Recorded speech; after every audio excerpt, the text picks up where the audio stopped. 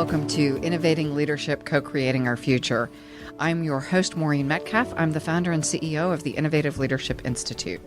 I am delighted to have our returning guest, Greg Moran. Greg is a C-level digital strategy and change leadership executive with extensive global operations experience. He led corporate strategy for Ford and designed a plan that Alan Mulally used to turn around the company. It's great to be here again, Maureen, and thank you very much for having me. Before we begin, you mentioned Ford Motor Company, and I thought I'd just share a funny factoid. Ford has announced its new CEO. His name is Jim Farley, and when I was at Ford, he was the head of sales and marketing. The interesting factoid is Jim Farley is actually Chris Farley, the comedian's cousin. Oh, really? And actually has very similar facial features. Your listeners can check that out. It's just a weird coincidence, but he's a great executive, and I'm sure he'll do well with Ford. Does he have the same sense of humor?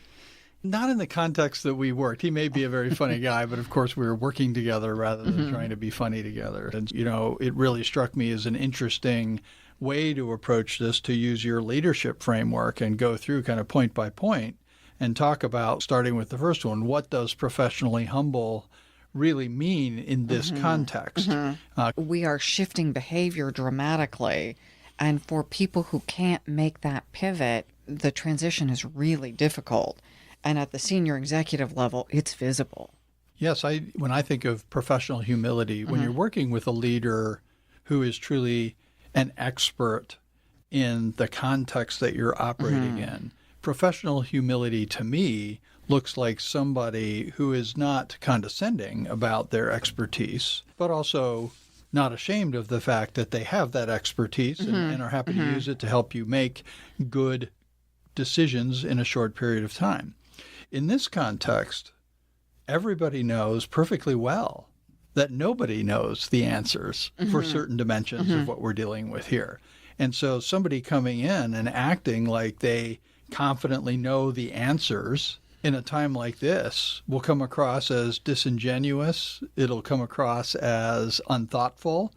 It'll come across as really tone deaf, right? So some humility around those dimensions that we're all going to be learning together plays to your authenticity, plays to your opportunity to learn. I think that is also interesting as we've traveled the time of the pandemic. So early on, we were just going home for a few weeks. Now we're really not going back to the old environment. Now, as a leader, I have to acknowledge I don't know and also acknowledge that I can figure it out with the right people in the room. So it's not I'm clueless. Yes, we've never done a pandemic before, but I figured out a whole bunch of stuff. I know how to learn. Yeah. And I want you to know that I'm going to be learning with you. And I think it means, in that context, asking the second question, right? It's a humility around, I don't have a great answer to that question. I have a point of view on it. What are you experiencing? Because that might inform what I ultimately conclude. Those, I think, approaches demonstrate that humility, but not a lack of, and we'll get to this, not a lack of desire for action, right? But there's a thoughtfulness that you wrap it in because the answer is not necessarily obvious, and it may take iteration. And back to your point, if it looks obvious, you're probably not very thoughtful. This is where the mind of the scientist comes in to me, that even the most brilliant executives don't have the answer, but they have a point of view and they know how to collaborate to pull those plans forward and test them. And the idea that we make the smallest decision that we can possibly make today, learn from that, and then make the smallest decision we can make tomorrow, and we continue to iterate and get smarter, rather than the old world where I have to wait till I know the answer. I think there's a process of enlisting that allows you to take bold action in a time like this without appearing to be domineering or presumptive, where you're in a context where everybody knows you're an expert and they're looking to you to make the call. You really don't need to enlist people in that moment, right? If you're driving in a car with a professional race car driver and they're approaching a corner, they don't really ask you, you don't really think about, I need to be paying attention to how this person is going to drive the car. They're an expert, right? But put them in an airplane right? And we're together, and now you'd want to have some enlistment going on. And so I think about it the same way is in this context, you might say, here's what I'm thinking about, and I'd like to act on this. Are you all in with me? Or what am I missing? You can start with the what am I missing? And if I am missing something, let me know what it is. But once we've iterated through, and then it's a matter of, okay, are we in this together? Let's try. Are we willing to do this together?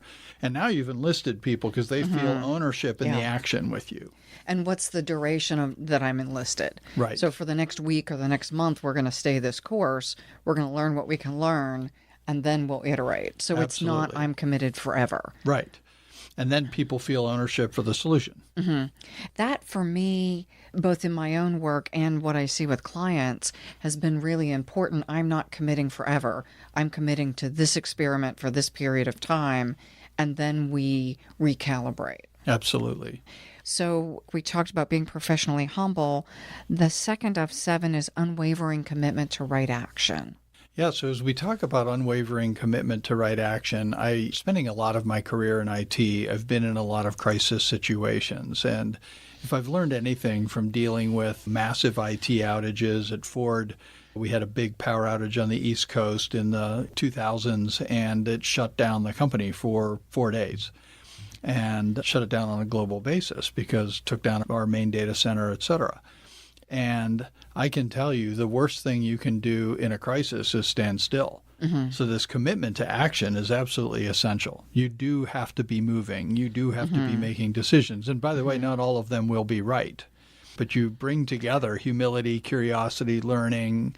Directionally correct action. Right, the mind of a scientist, and then saying, okay, I've got enough. We're going to make a decision, and we're going to try it. And then time box that, see where you stand, reassess, and make another decision. And we talk about right action being based on the principles and the mission of the organization. So to your point, we're going to learn every day, especially during things like a pandemic and whatever the next crisis is that organizations face.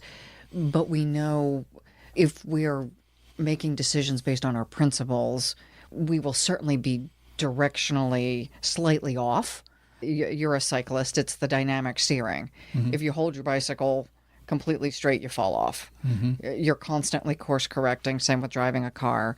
This, to me, the unwavering commitment to right action is, of course, I'm doing minor course corrections, but I know my mission and I know who I am and what I stand for.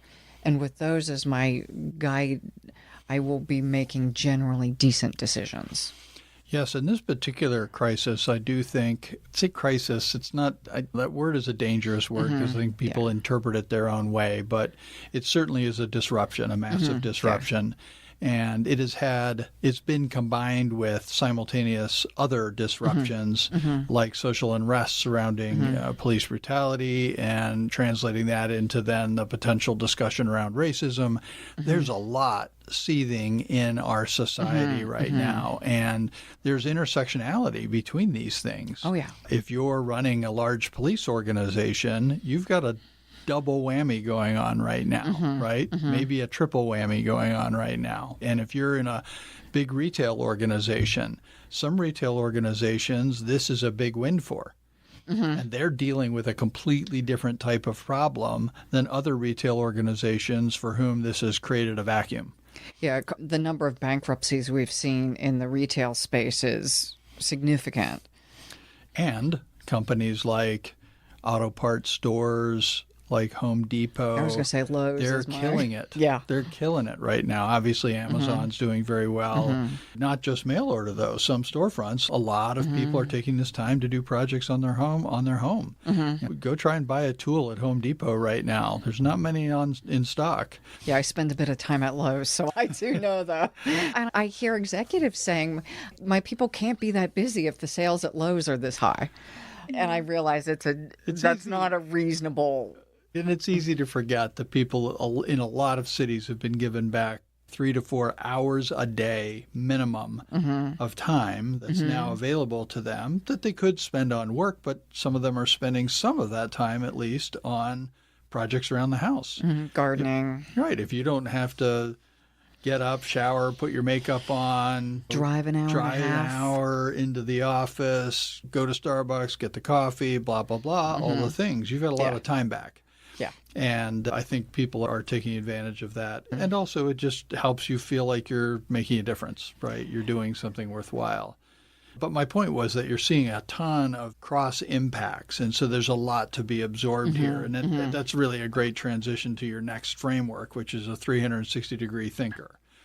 Really looking systemically at all the impacts that are occurring inside of your organization simultaneously, I think, is required if you want to be thoughtful about defining the right actions that you want to take. We've agreed standing still is not the answer. And as we look at things like social unrest and racial equality, for most of us, that means really rethinking and examining ourselves. I didn't think I did anything that was racially inappropriate, but as I look at some of my behaviors, I have a similar implicit bias to what others do, and I really need to rethink, and that ripples through the decisions I make across many vectors. And that's just one thing I'm thinking about. The working from anywhere. How do I navigate speaking at conferences? How am I pricing my time? These disruptions that are intertwined right now, at least for me. And so there is no single thread that I can pull that doesn't unravel a bunch of other stuff. Absolutely. And I think we've talked together about diversity in the past, and this is a clear example of where running to diversity will help you as a leader, and a big D diversity in every sense of the word. Really think about what it would be like for somebody in a work from home world or a work from anywhere world that has a different personality type than you, and go talk to them about it. If you're a leader, you're going to be dealing with people with different personalities than yours, and seek out the opportunity to, if you're an extrovert, talk to one of your peers or one of your team that's a profound introvert, and really see if you can one-on-one, because they're not going to want to do it in public. They're an introvert, right? Get inside their head somewhat and see how they're processing this experience for themselves and what's working for them and what's not. By the same token, as you were just alluding to, when you think of the situation we have around the social unrest and what it means in terms of social justice and potential racism in our country, we now have the permission to ask questions that we probably would have been frowned on for asking 6 months ago. Why wouldn't we take advantage of that? You now have an opportunity, regardless of what your particular race is, to ask questions of people that are different than you that you wouldn't have been able to appropriately ask even a few months ago. And I think that's an opportunity for learning. For me, one of the things that's been interesting is who is willing to give me feedback. And so I ask for and expect someone who's close to me, not a passerby on the street, to, if I say something that is racially tone deaf, to say, that required at that moment? Why'd you do that? Not in a way that smacked me upside the head, but to help me become more aware.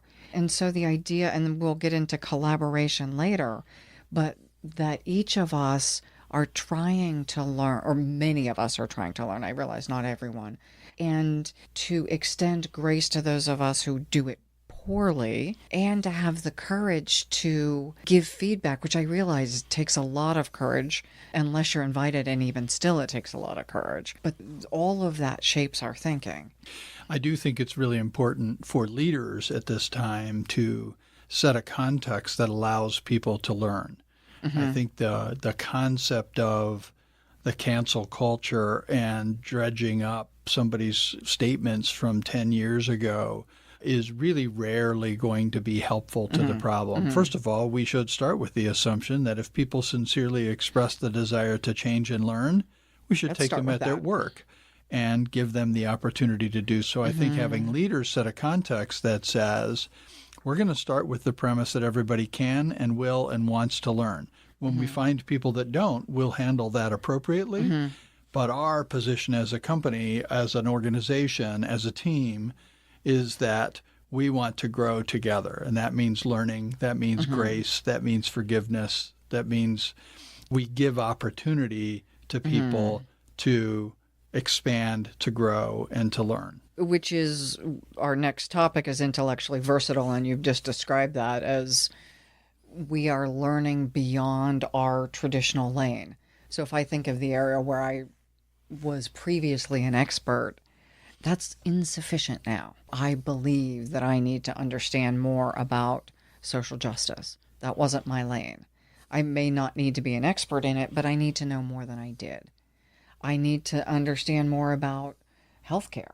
I may never be an expert in that space, but all of these are interconnected. And back to the 360-degree thinker, I can't make good decisions if I don't expand my aperture. Absolutely. And intellectual versatility is something that has to be, I think, expressly tapped into. Leaders, to some degree, there's a pattern around intellectual versatility. They've often done more than one thing, right? I always talk about the value of having proven that you can go deep in a content area, right? Gives me the confidence when I'm evaluating you that you could go deep in another one. And because you've proved how to learn and that you're disciplined and you have some characteristics that are likely to make you successful regardless of the hat we put on you for a given role. However, there is, I think, a natural human tendency to be lazy intellectually. If you're winning, you tend to assume that you don't need to be as intellectually versatile as you needed to be to get into the position of winning. And to your point, this is the time to exercise that and be intentional and say, I'm tapping into the assumption that there's a lot of things I don't know, and I'm going to put that part of my intellectual versatility that's all about learning into full exercise mode. And this is, I think, could also be called the growth mindset. At this point in time, there's a lot all of us need to know. And we started with the work from home. Or work from anywhere. How do we as leaders think about ensuring our people are engaged, ensuring they have the tools they need, ensuring they're productive? If any of us thinks we know everything that needs to be known in this environment, we are missing the opportunity to really expand our thinking. And I'd go further with that and say we need to explore new ways of learning. I don't think we fully understand how much learning we gave up when we all walked out the door that last day and went home. Say more about that. The interaction that we have with people at the office, the human interaction, the face-to-face interaction, there's a huge amount of learning that goes on in that. And the learning's not just content. There's a lot of that. Right? Where you're just like, hey, Joe or Steve or Susan or whoever, what can you tell me about this? And it might be a 30-second interchange, but you get this one nugget, right, that's valuable to you. What are the ways we're transferring information now, right? It isn't the same as passing somebody in the hallway. Right. So there's a formality to how we're interacting with each other right now that may be taking away a lot of that informal opportunity to learn, or it's moving to other modes in media that you may need to be engaged with. As I've mentioned at the top of the show, we've got huge increases in collaboration messaging. There's a lot of content in that, right? Yeah, I've worked with a couple organizations that use Slack, and it is the primary mode of communication other than video conferencing. And to your point, a lot of us can't do another 12-hour day of videos. The asynchronous is also a really valuable way to connect. Absolutely, and it can happen at the same time. So be exploring different ways to learn. Beautiful. So the next topic is highly authentic and reflective. And for me, that's one that is just so foundational that as leaders specifically, we must always be thinking about what we're trying to accomplish and being authentic with ourselves. Am I doing what I believe I should at my best level? And if not, how am I course correcting myself? Because not only am I course correcting the company, I'm course correcting how effective I am at leading the people who count on me. Yeah, so I think, first of all, I agree with you. Authenticity starts with being authentically yourself. And honestly, I reflect on my career and I can think of at least a handful of relatively successful leaders who were also not themselves. And it ultimately, I think, it took a huge toll on them. The level of effort it takes to maintain an avatar of yourself It's not actually you. And probably most of us have done that at points in time. For brief periods, Yeah. but it's not a sustainable leadership model. And so I agree with your advice. Start with yourself and make sure you're being honest with yourself in the situation you're in. And then I think it's about letting that shine through, recognizing that the tools you have available for that to shine through are now different, and they are meaningfully different. Expressing empathy in person where you have access to your full body language, to your full range of emotions, and those emotions come through in the millisecond that you're talking to somebody, does not translate to a Zoom call, which is close to real time, but it's not real time. That millisecond makes a difference. And you're not seeing that expression on somebody's face in time for you to really have it translate fully into an authentic experience. Plus, it's an image. You're not seeing the emotion come through in somebody's eyes. You're not feeling the emotion in their voice because it's being electronically transferred, and it is not the same thing. You've also lost 90% of body language. We've all gotten used to the weird Zoom wave where you hold your hand up in the air next to your head and wave to somebody. That's not how we would normally do that, and it doesn't have the warmth of how we would normally sign off with somebody or sign on with somebody. And I would challenge people to really think through, what do you need to do to expose that authentic you in the context that you're now operating? Just happens in a one-on-one conversation doesn't translate well to speaking on stage in front of 3,000 people.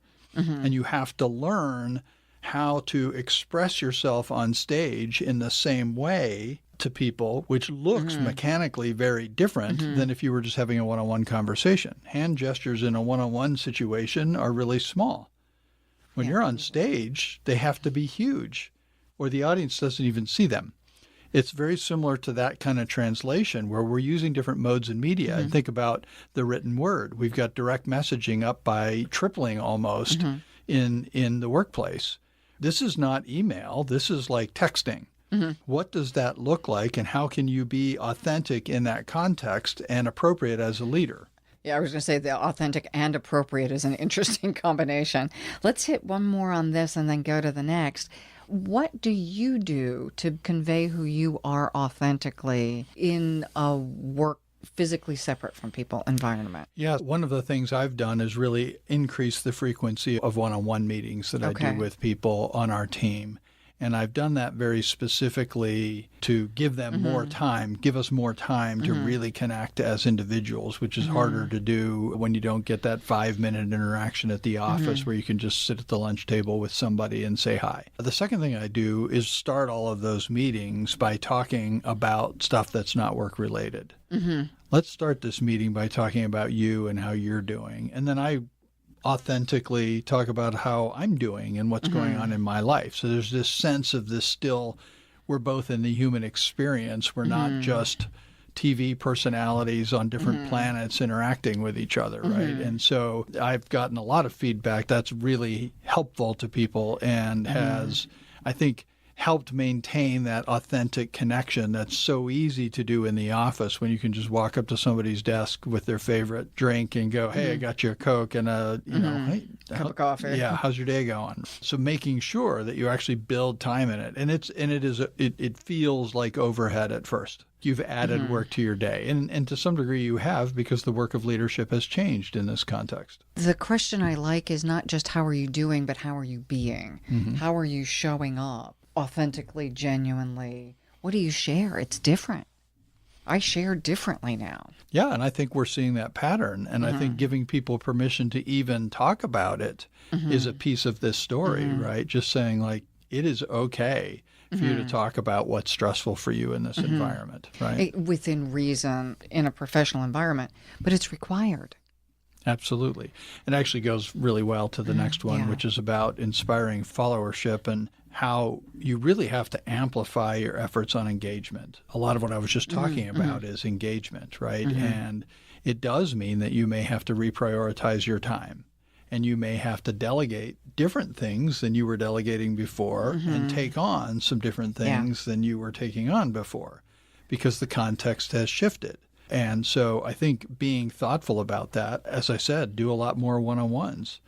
Don't rely on peer pressure in your organization to get people to come along on the ride with you, right? You've got to be more explicit. I think peer pressure is harder to engender inside of a Zoom call because there is isolation. It's a hopefully less dangerous version of that human phenomenon that we see like in road rage. Where somebody feels completely empowered to drive like a maniac, scream at other drivers in their car, right? Simply because they're isolated from them. There's a little bit of isolation here, and people feel empowered in that scenario, right? It's just like you see on social media. I can say whatever I want to on social media. You don't even know what country I'm in, right? And so we do have to watch for that because I think people are, to some degree, feeling more independent in this environment. And so inspiring fellowship means deeper engagement, right? Yeah, and again, it's the deeper questions. It is, how do we really build a deep sense of both independence? I'm working from home, and I have a lot of things that have to be done now that I didn't have to do when I was in the office, like taking care of either parents or children. And yet, how do I feel that deep sense of connection that work has filled, or the sense of working on an important mission, that reminding people this is the impact. This is what our clients are experiencing because of our work. Coming back to, I finished my tasks, but let's talk about the people that those tasks impacted and how did it improve their lives to accomplish something that they fundamentally require from us. Absolutely. And the work of senior leadership, particularly in a larger organization, is rarely the work that gets done in your organization. Because if we're honest, when I was a CIO of a 5,000 person organization, I was irrelevant to the day-to-day work. But that you wasn't were my job. required for. And that focus on what do we do for the organization that enables it to do what it's supposed to be doing, whether it's serving customers, writing software, whatever it might be, right? That work has changed, and we need to embrace that change, and it may require a prioritization. And I think that leads really nicely into the last one, which is about innately collaborative, right? And that's really what we're talking about here. And I think that's going to be about being flexible in the modes and media that you're engaging with your team in. And we talked about this as we started the conversation, that some of our work is dramatically different and some is relatively unchanged. And we need to, as leaders, figure out what we need to change. And back to the scientist, who do I work with to ensure that we are changing appropriately so that our businesses or our organizations can meet their missions and serve their clients? Yes, and I think it's important for leaders to embrace the reality of the change and be a sponsor, be an experimenter, be a model. Yeah. Have your team recognize that you aren't the person looking in the rearview mirror saying, boy, I wish it would go back to the way it was. Yeah. Be the leader that says it's not the way it was. I feel like we're using Teams a lot, and create a working group on Teams and be a model for how you can use Teams effectively to collaborate. One of the things that's really inspiring to me right now is the John Lennon song, Imagine. For many of us, there are things that have needed to change in our environments, whether it's how school is run or parts about how business is operated or how healthcare is delivered, that the disruption lasting long enough unplugs us from some of the old paradigms that really could benefit from shifting. What can we create in our world right now that makes lives significantly better? I think, yes, people are suffering in a major way.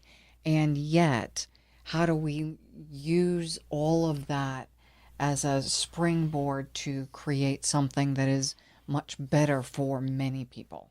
Couldn't agree more. And sadly, every market disruption of any kind does not equally impact the populace. But over time, we can use them as springboards to learning and improvement. Thank you. And to our listeners, thank you for joining us. Thank you for engaging with us and for the important work that you're doing in your lives to move our society forward, to keep people safe, and to create a future that we all want to live in. We look forward to joining you again soon.